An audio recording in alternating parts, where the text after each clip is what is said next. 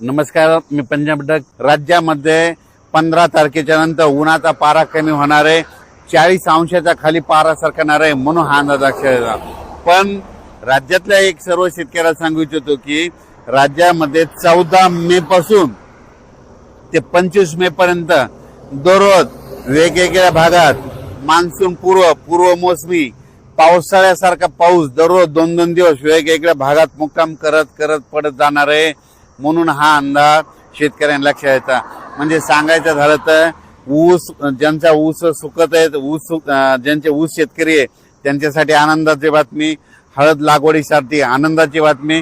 पण ज्यांच्या हळदी काढून ठेवलेल्या त्यांनी मात्र 14 तारखेपर्यंत तुमच्या हळदी काढून घरी आणून ठेवा. कारण की राज्यामध्ये जसं गेल्या वर्षी 14 तारखेला 13 तारखेला पाऊस आला होता 13 मेला, या वर्षी देखील 14 मेला पाऊस येणार आहे. आणि हे पाऊस कंटिन्यू मे महिन्यात आता मध्ये 14 पासून तर 30 मे पर्यंत दररोज वेगवेगळ्या भागात दररोज भाग बदलत. कधी पूर्व विदर्भ, कधी पश्चिम विदर्भ, 2 दिवस पश्चिम महाराष्ट्र, 2 दिवस विदर्भ, असं वेगवेगळा मराठवाडा असं करत 30 मे पर्यंत दररोज विखुरलेल्या स्वरूपाचा पाऊस पडणार आहे आणि शेतामध्ये पाणी देखील साचणार आहे. असा त्यामध्ये मेच्या 15 दिवसामध्ये म्हणजे 14 मे ते 30 मेच्या दरम्यान दररोज विखुरलेल्या स्वरूपाचा वेगवेगळ्या भागात पाऊस पडणार आहे म्हणून हा अंदाज सर्व शेतकऱ्यांना लक्षात द्यायचा. शेतकऱ्याला विनंती, तुम्ही काय करा, शेतीचे कामे करून घ्या.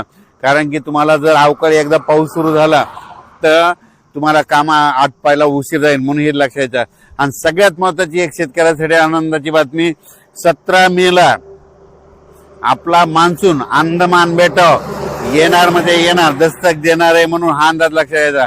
तसं तर 14 तारखेपासून म्हणजे 12 तारखेपासून तिथून मान्सूनचं पोषक वातावरण तयार झालंय. पण 17 मेला चांगलं दस्तक देईल आणि मान्सून तिथं दाखल झाला म्हणून असं जाहीर केलं जाईल म्हणून हे देखील सर्व शेतकऱ्यांना लक्षात येतं.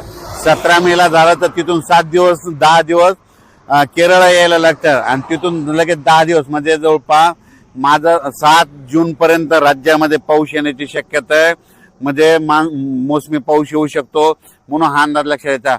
पण राज्यात मात्र मोसमी पाऊस येईल तेव्हा येईल, 7 तारखेला येईल, 7 जूनला येईल. पण त्या अगोदर मात्र 14 मे ते मात्र 30 मेच्या दरम्यान म्हणजे राज्यामध्ये दररोज पूर्व मोसमी पाऊस गेल्या वर्षी जसा पडला तसाच पडणार आहे. म्हणून त्या पावसामध्ये विजेचं प्रमाण जास्त आहे म्हणून तुम्ही काय करा, विजेपासून स्वतःची काळजी घ्या. त्याच्यानंतर आपली जनावरे झाडाखाली बांधू नका. कारण की 14 मे ते त्या 15 दिवसामध्ये राज्यामध्ये असा काही भागात पाऊस पडेल, शेतामध्ये पाणी साचेल, शेतातून वड्या नाल्याला पाणी देखील येईल म्हणून हे देखील अंदाज लक्षात. काही ठिकाणी पाणी साचेल, काही मध्ये पेंडवालता पडेल, कुठे रिमझिम पडेल, काही ठिकाणी चन्या साचल्यासारखा पडेल, काही ठिकाणी वड्याला पाणी देखील येईल, कुठं शेतातलं पाणी पुढे ढकलं. पण हे पाऊस मात्र त्या 15 दिवसामध्ये गेल्या वर्षी जसं झाला तीच कॉपी मात्र यावर्षी होणार आहे म्हणून हे अंदाज लक्षात घ्यायचा. संत्र्याचे जे बगीचेवाले त्यांना तुम्ही ताण कसा द्यायचा तुम्ही तुमचं ठरवा. कारण की गेल्या वर्षी जसं पाऊस आहे तसाच आता देखील म्हणजे 14 मे ते 30 मेच्या दरम्यान येणार आहे.